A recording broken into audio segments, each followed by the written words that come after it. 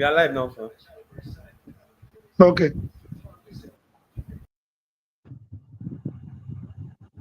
Have been told that their government is fighting terrorists. Billions of dollars have been spent. Thousands of soldiers have died. Millions have been displaced. Yet the killings never stop.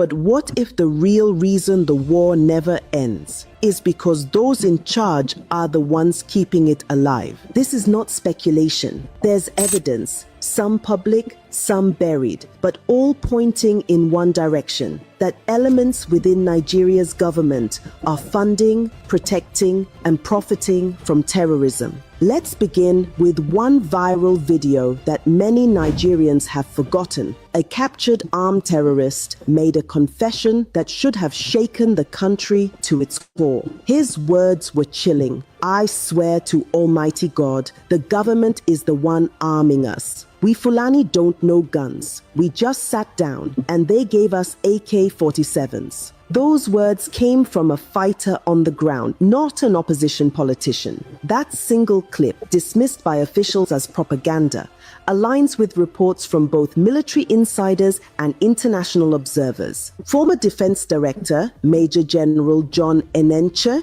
retired, and security analysts have publicly said that the Nigerian government knows the sponsors of terror but refuses to prosecute them. A 2021 Punch report quoted retired Navy Commodore Kunle Olawunmi saying, "They know the names of the sponsors." The Department of State Services, DSS, has the list, but the government lacks the courage to act. This confession wasn't new. For years, Nigerian security officials and insiders have quietly said the same thing, that the state is protecting those who fund the violence. In 2022, the United Arab Emirates released a list of 6 Nigerians it found guilty of funding Boko Haram. The list came after a lengthy investigation involving the United States Treasury and international banking systems. These men were convicted in a UAE court, their accounts frozen,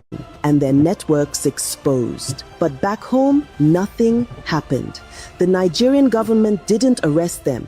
It didn't even open a local investigation. The US Treasury Department publicly released the same names under its sanctions list, warning that these individuals were operating with the knowledge of high-level political cover. Still, nothing. That silence was not an oversight. It was a decision. Terrorism is expensive. Guns, vehicles, logistics, ransom payments, they all cost money. And that money doesn't move through the desert. It moves through banks. According to Premium Times,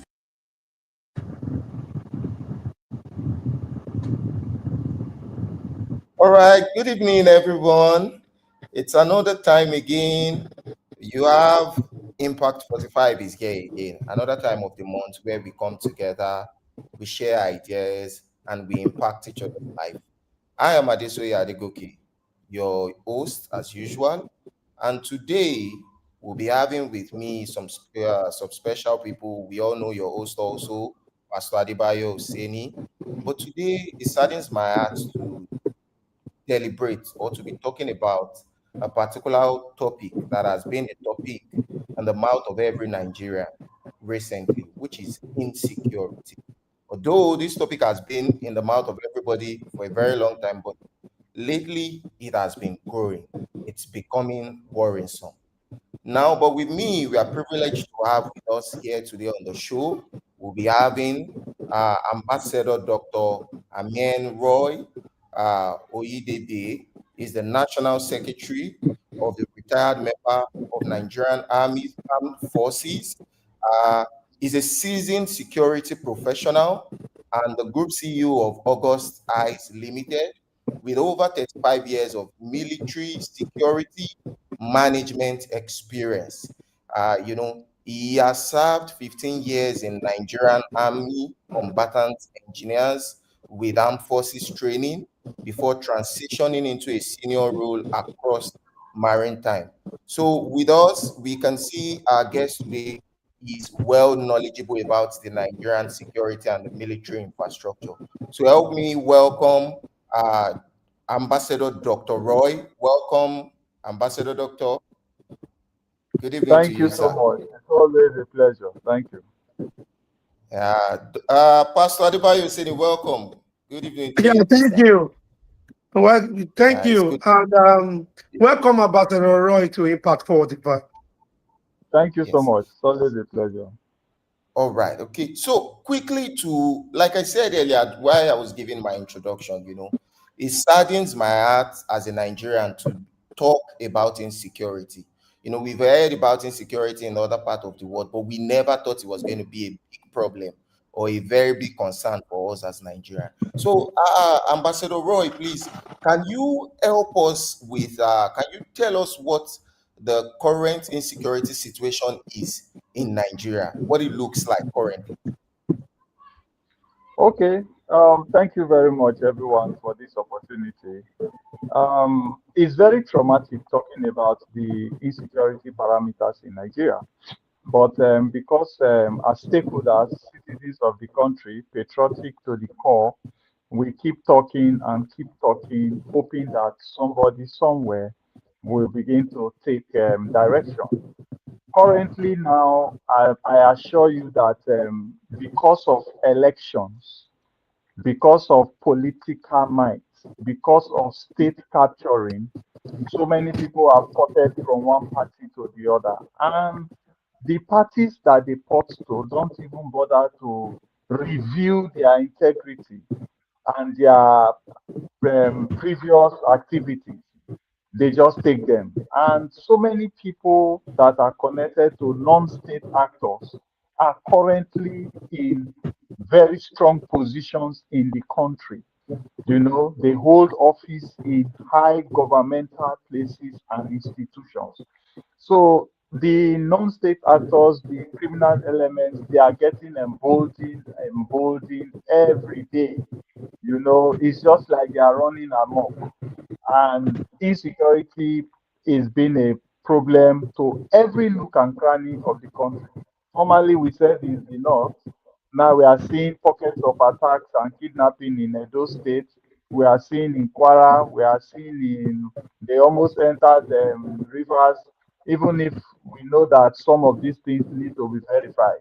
But definitely, non-state actors have their key participants in government offices and they are emboldened. Hmm. Thank you very much. So my other question as a follow-up question is, it's a good thing you made mention one of the drivers, but what do you think are the major drivers of this insecurity in this current present Nigeria? Well, there is no one cap fits all in insecurity parameters. The dynamics are going global right now. As I speak to you, ICs have started recruitment, global recruitment using AI, and currently also the political will of politicians in democratic states in Africa is very weak, because so many of them have corruption cases, so many of them have criminal cases, so they are hiding within the diplomacy of being in politics, not to face the ambit of the law. So definitely right now, the non-state actors are exercising their will at one time, and the military is encumbered because every general now we want to retire and get the president to give him $20,000 and every year hospital abroad. Some of them want to be ambassadors, so they are licking the boots of politicians.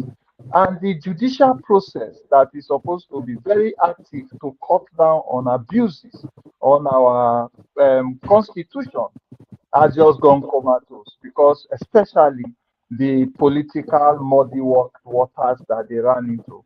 So this constraint has held us in captive of whatever the criminal elements are pushing our way. And who are the victims?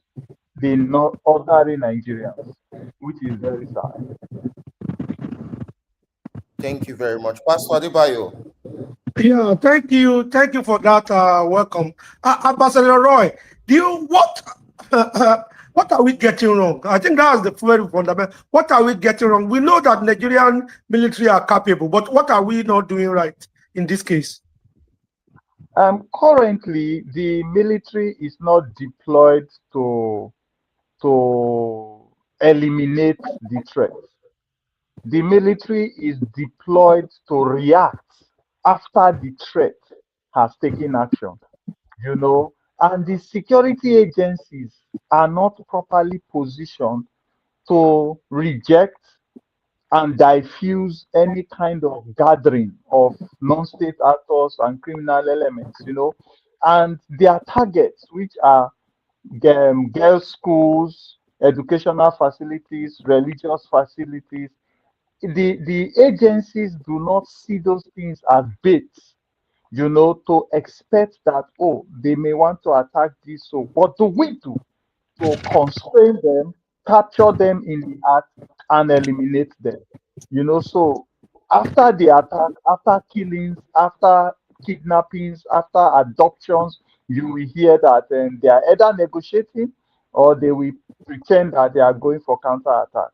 And those are very restraining reactions. Obviously, from what we have been hearing and the clip we show at the beginning of this program, our military, are they compromised? Well, in the eye of defeat and in the current lackadaisical posture of our ability to eliminate the threat, definitely there are areas where the military is handicapped. During my time, we know marching order. Once we get the order, we don't have another order. We go there and we make sure nothing stands, nothing is standing, you know. But the current situation now is the military generals, they don't know what political angle is tied to every criminality. So they are scared, and they also have internal moles. Every security agency now in Nigeria has internal compromise, that needs to be fished out and flushed. But you can't flush them out if also the political will of the country is driving towards using those non-state actors to intimidate opponents and rig elections. Is this, let me ask you, thank you for that. Is this religious or just political? It is more of religion, but the political angle is to grease the elbows of those that are using the religion to oppress the weaker ones. So you will see that sometimes they will attack a mosque, they will kill some people in a mosque, they will kidnap some people in a Muslim area. Sometimes again, they will go to the Christian side. So you need to begin to weigh which one is more and where is government reaction faster. So but whatever it is, the politicians themselves are the ones that can give them the umbrella of cover against our constitution might to deploy agencies that will wipe them out. So there is this weakness that it is religion, but definitely the strength is coming from the politicians to still empower them and reduce the opportunities for their elimination. We heard the narratives that there is some mineral resources in Safara, and there's other parts that's the why the war or the insurgency or the terrorism is still ongoing. That they are using that opportunity to cut away some gold from Safara and other neighboring community within Safara and Benue. Is that true? No, definitely, when there's breakdown of law and order, the criminal elements must execute every opportunity to enrich themselves. You can remember in those days that oil block was something that is given to any Nigerian that they want to rob their elbow. like all these senior generals, senior politicians, they give them oil blocks so they will not work for life again. But currently, everywhere that there are mineral resources in Nigeria and criminal activities are taking place, they now have a medium of exchange. So that medium of exchange becomes the window for the crime. So if you have international collaboration where you take this thing out, don't forget that we are already seeing pirates that take raw mineral and crude oil out of the country through the creeks. So currently, every part of Nigeria where there are mineral resources and has been overrun by criminal elements, there is definite exploitation of those mineral resources towards enriching the criminals, not the country. So can we say categorically there are some people or cartel that because of these mineral resources, gold, as they said, is the reason behind all this war and terrorism? Can we say that categorically? But it's definite. You don't need any categorical statement. Let me tell you, the former, is he Minister of Defense or Chief Justice Malami? He went to Saudi Arabia. He came back. He said he has a list, not speculation. He has a list of individuals and institutions that are already sponsoring terrorism. And if you have a list of institutions and individuals that are sponsoring terrorism, how do they get funded? Because they have gotten opportunity to take over mineral resources and economic opportunities in those areas. So if they have taken it over, how do they sell it to exchange it for money? Definitely, they must take it out of the country. And sometimes they use it to buy weapons, bullets, and all these things. So we all know these things. It's not a secret anymore. It's online everywhere. There is culpability and there is complicity of special Nigerians that are empowering these activities to exploit those economic opportunities and connote it as a religious crisis and ensure that they go into churches and begin to kill Christians.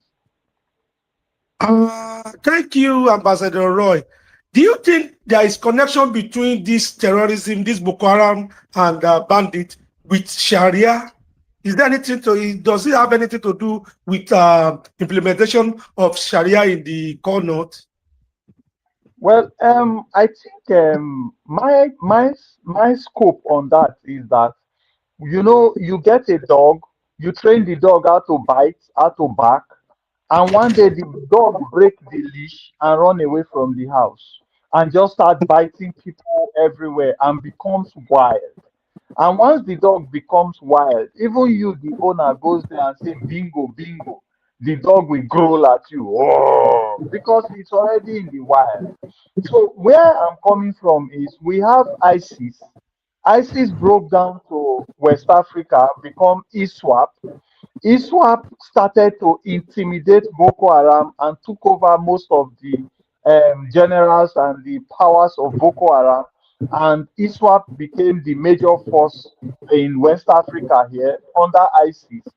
And those that broke away from ISWAP and Boko Haram, they are the ones we are calling bandits today, because they are just on their own, looking for who to catch, who to collect taxes from, who to take over their community. And most times they have clashes with the ISWAP also. Even Boko Haram, most times they have clashes with ISWAP, and a lot of them are being killed. So it's a circle, but the bandits are the ones that are not directly under any umbrella at a particular time. They are just on the rampage. Wow. Thank you, Ambassador Roy. Do you think Nigeria, because we've heard many times that we are under police, we don't have enough policemen around. Do you think getting state police can be part of the solution to this menace? Many years, I've always been against state police, and I have my reason. And so many people get angry. They said, no matter what it is, let's have state police. I want to tell those people that are angry that our state governor, our state governments, our institutions of states, the 36 states of the federation, they don't have the discipline, financial discipline, to pay salaries as at when due and to pay appropriate salaries. If you look at Lagos State, let's use Lagos State, it's one of the example of security state. You know, if you look at Lagos State, you will see that they started the Lagos State Neighborhood Watch. You know, Yeah. and when they started, they look good, they look combatant, they were having their bicycle, they were supporting traffic control, community intelligence gathering, and gradually, I started seeing some of them tattered, no bicycle anymore to use, you know. And how come they could not grow it?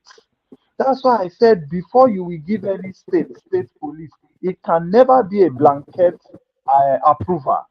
That state must have its own small paramilitary that it has trained and given discipline, financial capability, and ensure that they work within policy to protect the masses, not to exploit the masses. If you look at vigilantes that are in some states, they are also getting involved in kidnapping and extortion of the citizens they were sent to protect. So I will advise that the federal police should go into all the universities that offer criminology and security studies. Those are Nigerian citizens that stay in the university for 5 to 6 years if there are no strikes. And they should recruit them and expand the area commands into all those areas we call non-police areas. The more they expand it, the more we will have police presence of graduates, and don't pay them less than 3, 4, 500K, you know, because definitely the country can do that if we cut down on excesses of our political office holders. Yeah, thank you, Ambassador Roy. Recently, the American government classified Nigeria as a country of particular concern. Of which benefit is this to Nigerians? Hmm. Okay, let me start here. Now, every country in the world has its political plan, you know, and every politician in the world, they have their political style, you know. So certain politicians may take over government in any state of the world and begin to exercise political system that may look like a surprise to other people, but it is their own style. Whether it works or not depends on the tenure and the results that are achieved from it. So if you look at what America said for Nigeria now, in the whole of it so far within these 2, 3, 4, 5 weeks, you will see that Nigeria has woken up. So if it was said for Nigeria to wake up, we are watching. If it was said for them to actually gain superiority over African states, we are also watching. If America wants to intimidate any state in Africa, I don't expect that country to be speaking, but the AU and the ECOWAS are the ones that are supposed to be interfacing and saying, no, this is not allowed. You know, because that's the reason why we have AU and ECOWAS to bring our might together and speak as one voice. So if America is serious, what is the ECOWAS doing? What is the AU doing? Thank you, Ambassador Roy. Of recent, I listened to the chairman of Arewa Consultation Forum, Bashir Dahatu, that the Fulani bandits should be given amnesty like their counterpart in Niger Delta. What do you think about this? Well. In the first place, let's talk about the amnesty.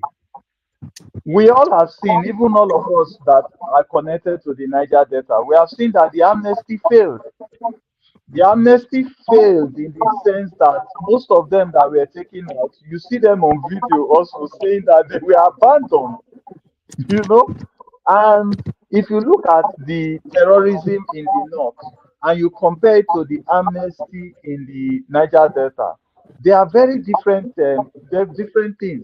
The other one is saying they don't want Western education and they are destroying schools, and they don't want other religion.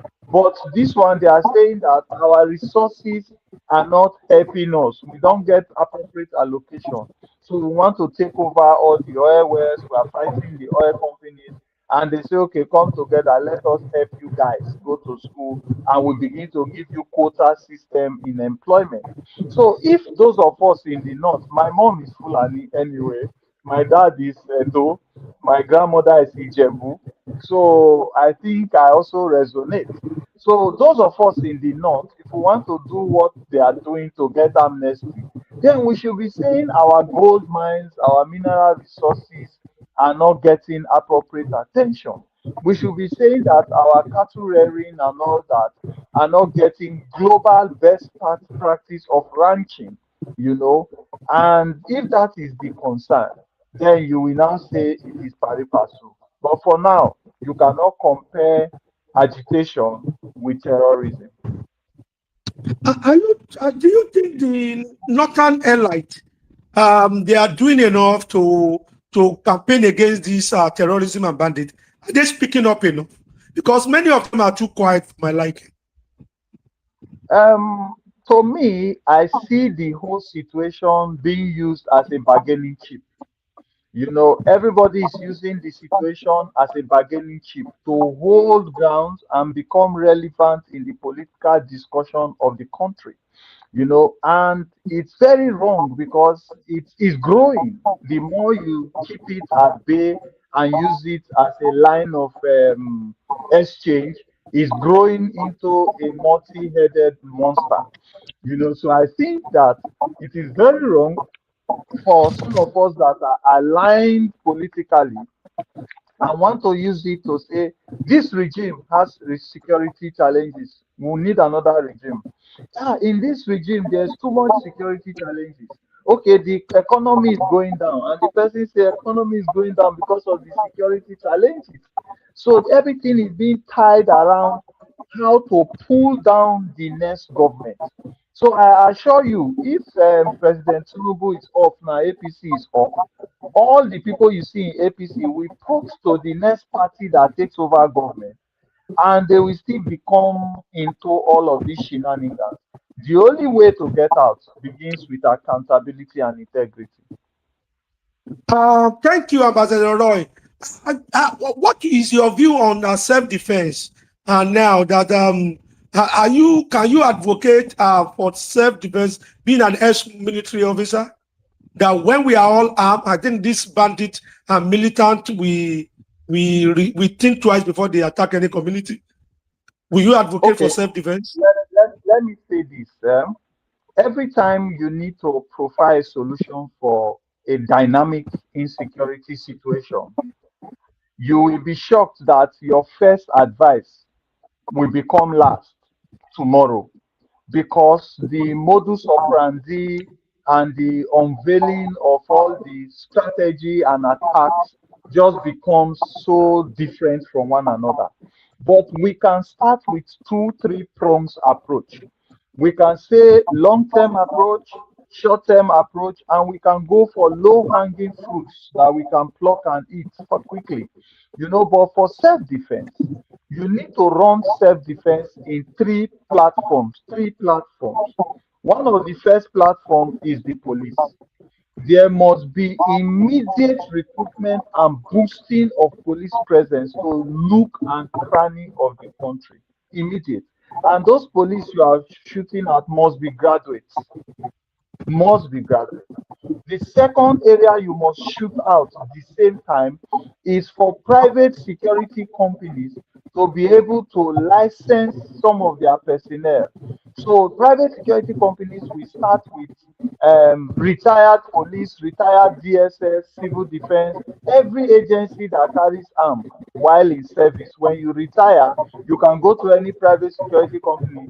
The Ministry of Interior, Civil Defense will do your clearance, and they will give you card to be able to carry a sidearm like a pistol, and you can work as a private security arm contractor. So some of the security guards also and companies will also be given approval to recruit these people as their guards, armed guards, and begin to deploy them to support those police that you are choking into those nook and cranny.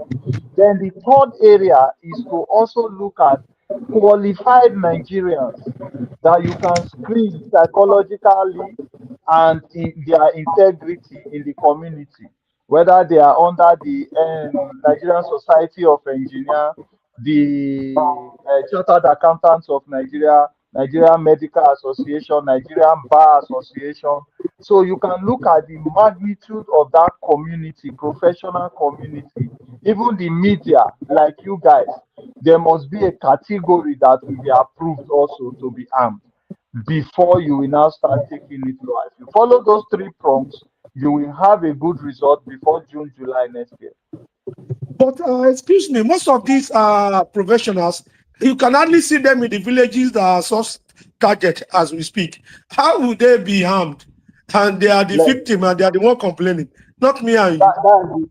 thank you. That is the area I was telling you now. Now, if in that community we move a police command there, I said three prongs approach.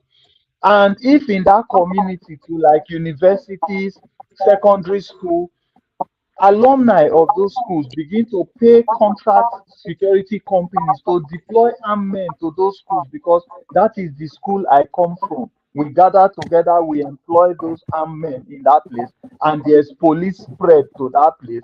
Those people you are talking about, the lawyers, the doctors, the professionals, they will begin to see reason to go home because they are also armed, and they know there are armed private security company personnel, and there is a new police command in their area.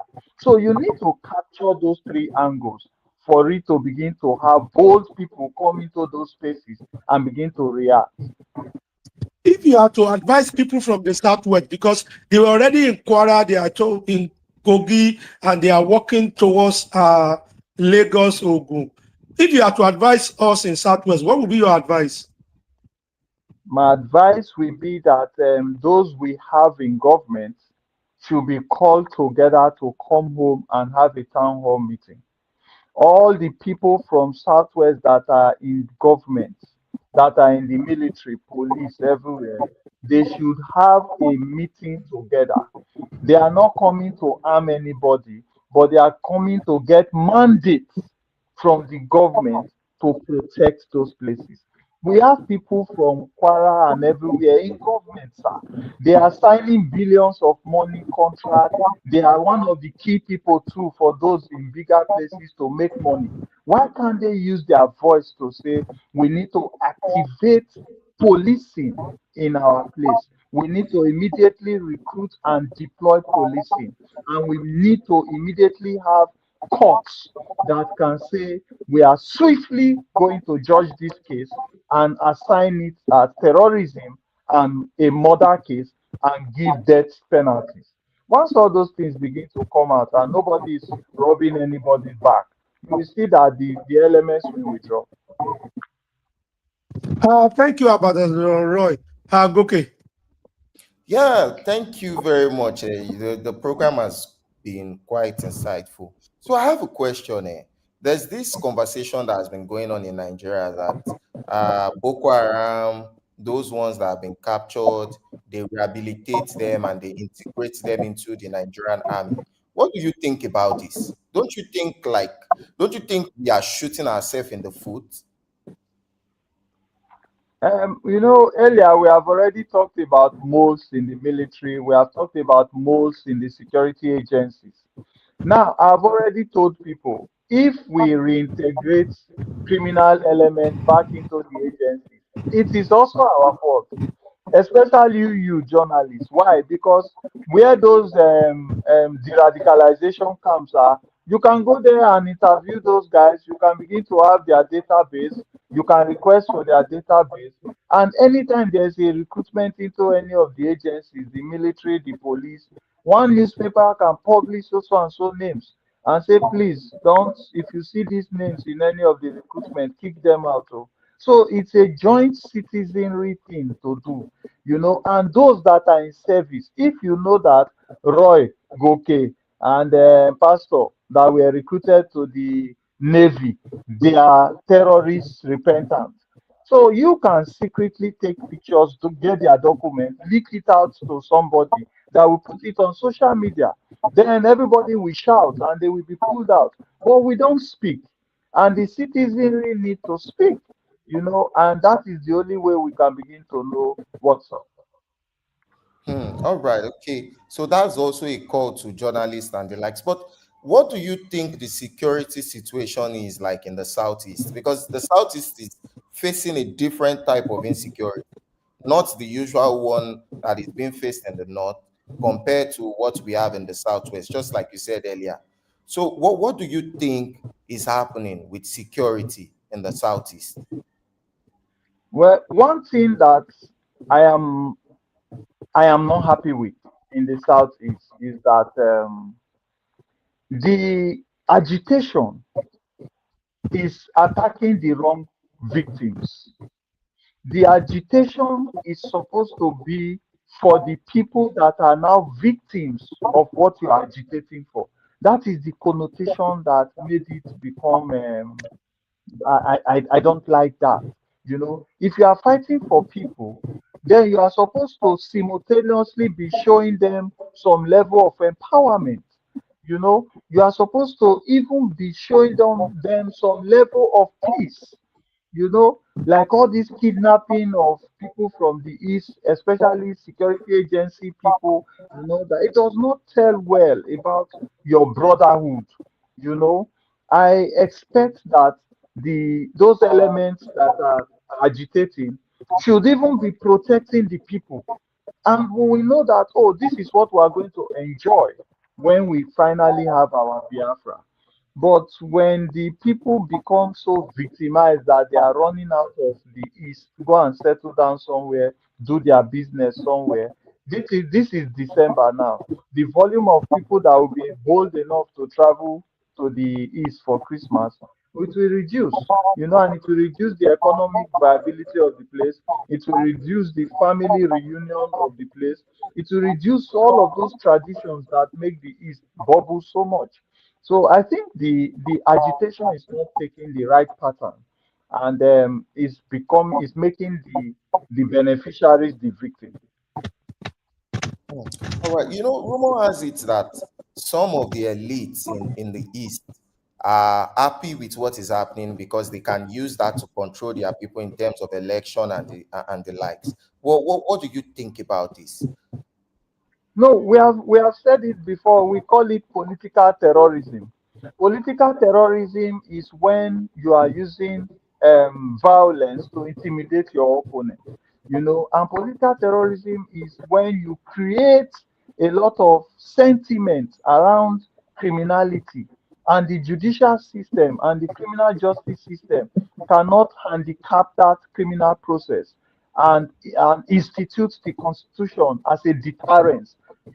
So that strongly sends the wrong signal, and that is where our politicians are getting it wrong. So it is definitely seen that politicians are sentimental. I don't want to use the word favorable, sentimental towards criminal activities, and they want to be the voice for every criminal segment of the country and use it as a political might for their political will. It's very wrong. Hmm. Yeah, with this, the only thing I can say is may God help us. There's Amen. yes, because by the time you look at everything, there are conversations where people would say, if this continues this way, there's a big chance that the 2027 election that all these politicians are all moving about might not hold. What do you think happens to Nigeria as a country by 2027 if all this if insecurity has not been put to stop? What do you think happens to us as a country, as a nation? There is no time in Nigeria where there was insecurity that elections did not hold. You know, I want to assure you that 2027 election will still hold. Those are the negotiations and the permutations that you are seeing right now. When it comes close, now they are doing ambassadorial nominee, and certain people, certain segments are being compensated with the ambassadorial nominee, and before you know what's happening, there will be discussions. Peace deal is also going on with bandits and non-state actors, and when it's time for election will hold, sir. You will be shocked. Go and write it down. Thank you. Hmm.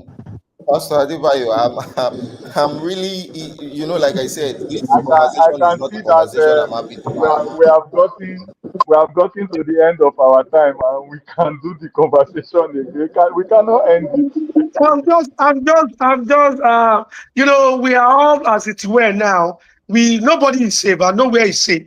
So now we are looking at what if you are to advise the politicians and the military, be an ex-military officer, what would be your advice? How can we nip this thing in the bud? Because it's getting out of hand. How can we?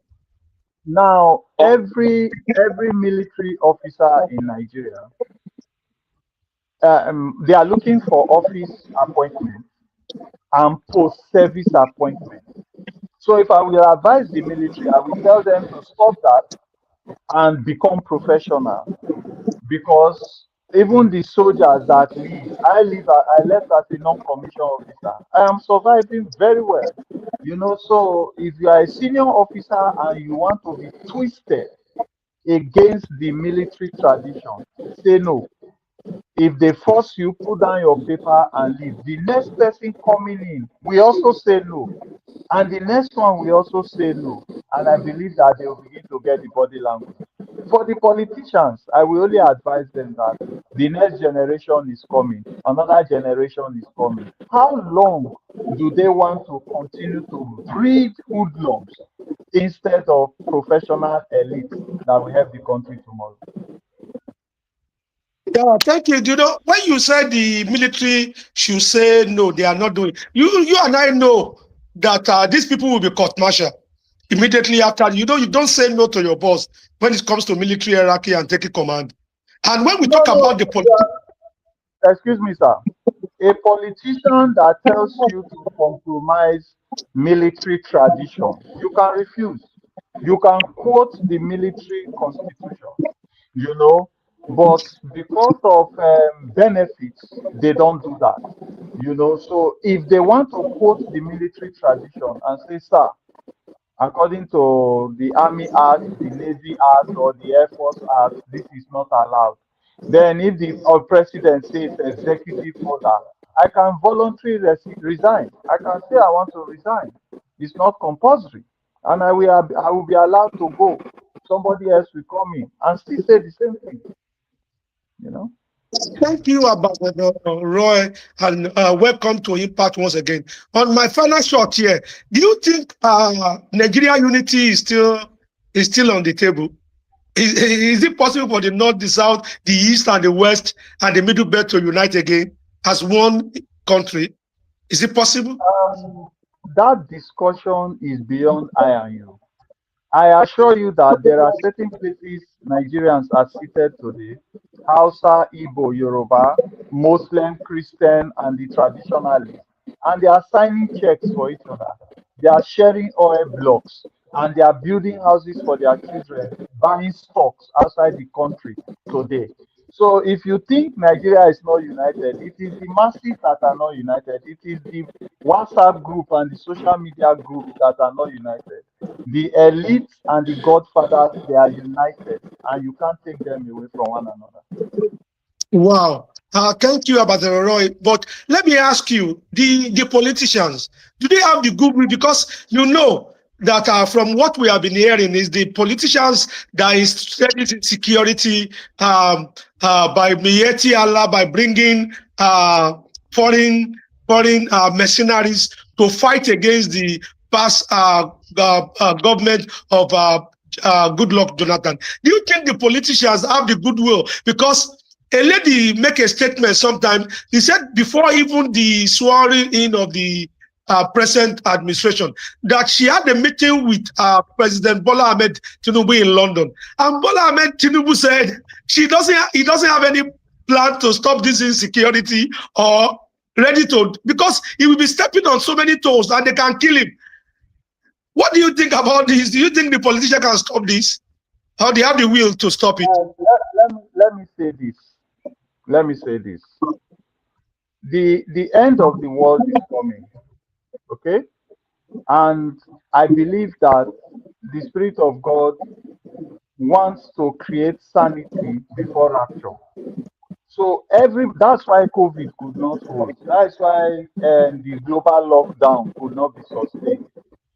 When it is the right time, there will be sanity here, and every politician will become imploded and begin to fight among themselves and pull out all the negatives, and we will have a better era. I have that trust and that belief. Okay, what is your final word as we bring the program to a close in just a minute? What's your final shot to Nigeria? My final word is Nigerians should stop supporting negatives. If you know that this politician is not good because he's Yoruba, Igbo, Hausa, Christian, Muslim, should not be the angle that you will use to support them. Support people that are genuine, who have integrity, and have good projects to run. You know, that's number one. Number two, I employ everybody in leadership in Nigeria to remember that the more they close their eyes, the more their villages and their community are routed, and the women are taken into the bush and raped and killed. That is my last statement. Thank you, Ambassador Roy. Once again, welcome to Impact 45 for the month of November. Thank we you, appreciate sir. you. All right, sir. Thank okay. you. Yeah, thank you, our viewers. We love you, and be expectant, just as we always give you. We are coming with another bang next month, or next month, because this is the last day of the month. So just be expectant. We love you, and bye-bye. Bye. See you the last Sunday of the month of December, and Merry Christmas in advance. Yeah, Merry Christmas in advance.